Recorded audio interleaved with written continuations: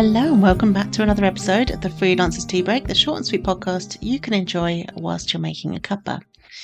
And I feel like I've just been saying, it's nearly September. We're already coming closer to October. And more importantly, we're coming very close to quarter four. So we're coming to the end of our quarter three goals. And it's time to start thinking about those quarter four goals. These are the goals that are going to finish up the year for you. And they don't always have to be big goals. I think I've said this before on a podcast before.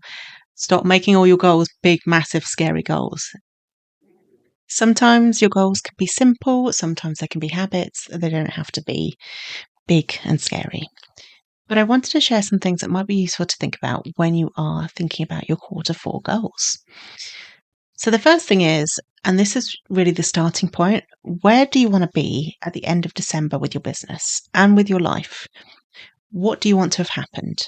And again, this doesn't have to be, I want to have had a 6-figure launch or any of this kind of thing. It could be, I want to have a calm Christmas. I want to take time off and not feel stressed about the lead up to taking that time off.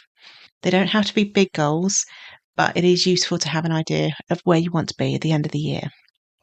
Once you know where you're going to be, it then becomes much easier to work backwards and work out what you need to do to achieve that, which is the second thing that I always suggest that people include in their quarter four plans or any of their quarterly plans.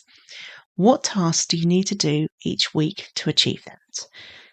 Some of that won't require weekly ones. So, for example, if you have a goal to set finishing work at a certain time, you don't have to do something every week towards that, but it might mean the tasks are things like notify your clients when you're going to be taking time off, working out what you need to do before you finish.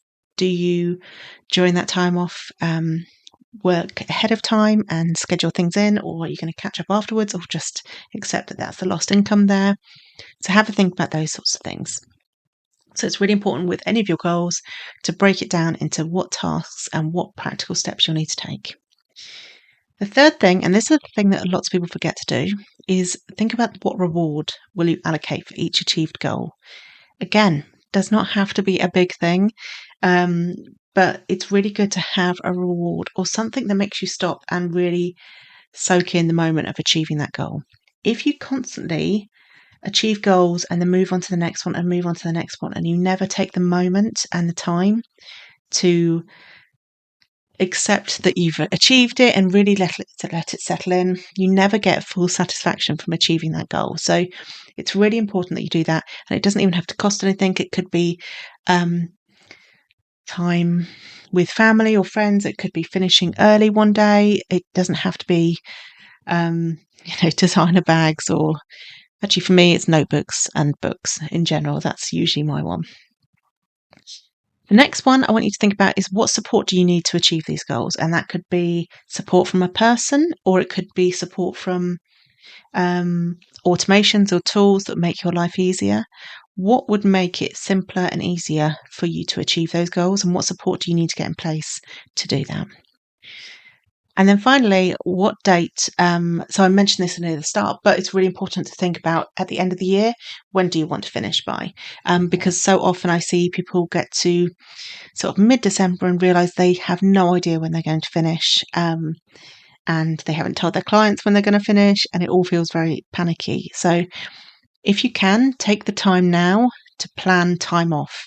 I would also always try and plan in self-care. I always have one day a week. It's one day a month, which is the last Friday of every month, which I block out of my diary. Self-care, guilt-free day. I can do whatever I want. I can sit in bed and watch TV all day if I wanted to. But also, you want to build in self-care to everything else you're doing as well.